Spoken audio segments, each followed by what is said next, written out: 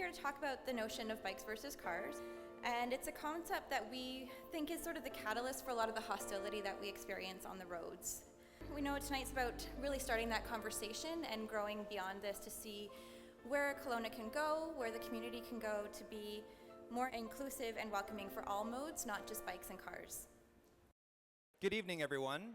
My name is Martin Bell, and I'm the CEO of Urban Systems. And on behalf of my colleagues and the Kelowna Area Cycling Coalition, we'd like to welcome you to this community discussion that we've titled the End of Bikes versus Cars. And so thank you for taking the time to come out this evening. We're absolutely overwhelmed and surprised at the number of folks who are here, but we definitely know that the community would like to talk about some of the issues related to transportation and related to the use of our roadways and safety and making them safe for all. So thank you for coming. This is our colleague Patricia Keenan. So some of you might have read about her in the newspaper, and it really put a firm focus on this for us. We had to grieve. It was a very difficult time. It took several months to process it. I think a lot of us are still struggling through this. She was a mom. She had a 10-year-old son. She's a volunteer. She's a great friend to all of us, and she's an excellent colleague. She's one of our best colleagues, the real glue in our office. And on the 14th of July, I can remember being at home and getting a phone call late in the evening saying she'd been doored. And your first thought is, she'll be okay, right? And she was wearing her helmet, and she was doing everything right. She was going to a yoga class down at City Park. And talking to the people at the hospital, they said, she's not going to be all right. And you started to wonder, what does that mean? And 2 days later, we lost her. And that's hard enough. That was devastating. It's still it's hard to talk about it. But what was even harder was starting to read a lot of the commentary, whether it was in the media or people online, blaming her for this accident. If we can leave you with one thing here tonight, is that she's not a statistic. And we're not prepared to have you leave here thinking about her that way. She's Patricia, and I hope you remember her when you leave tonight. One of the first things I want to say, and why when Martin first invited me to be here, that I absolutely said yes in a heartbeat,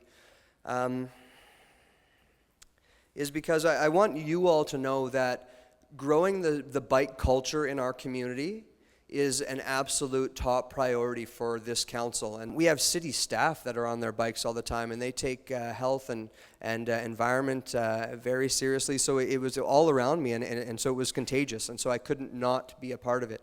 And so I purchased a bike for the first time in a long time. I'm ashamed to say I haven't owned a bike in a long time, and I've absolutely loved it. And it's become addicting, so much so that my wife now has a bike, and she rides her bike regularly to work at the hospital.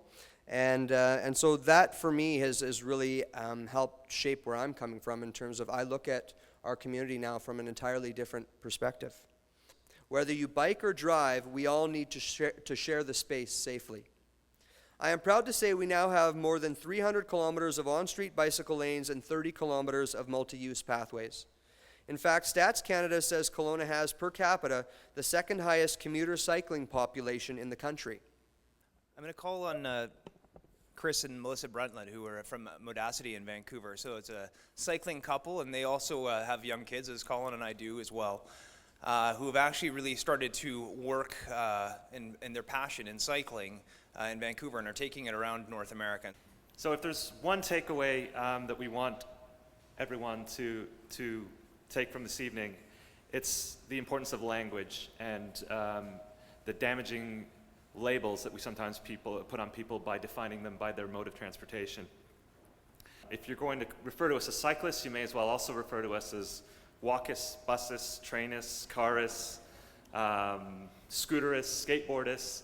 I mean, we have several pairs of shoes, we have a couple of scooters, we have transit passes, and we also have memberships to 3 different car sharing schemes in Vancouver. So it really isn't just one mode of transportation. For Modacity, our company, what we focus on is really humanizing a lot of the stories and putting a face to a lot of the different ways that we all get around. We do that through a lot of positive storytelling, so we use images, words, and films to tell the stories of the people behind the different ways that we get around the city.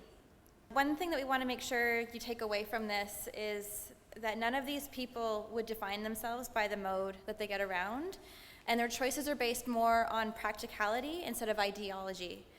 They're not trying to save the world, they're just trying to get from point A to point B as efficiently as possible. And in the 21st century, the terms like cyclist, pedestrian, motorist, transit user are really irrelevant as we all start moving to a multimodal lifestyle. Everyone's a human, regardless about how they get around, and it's time that we finally start changing that narrative and end this idea of bikes versus cars. So thank you.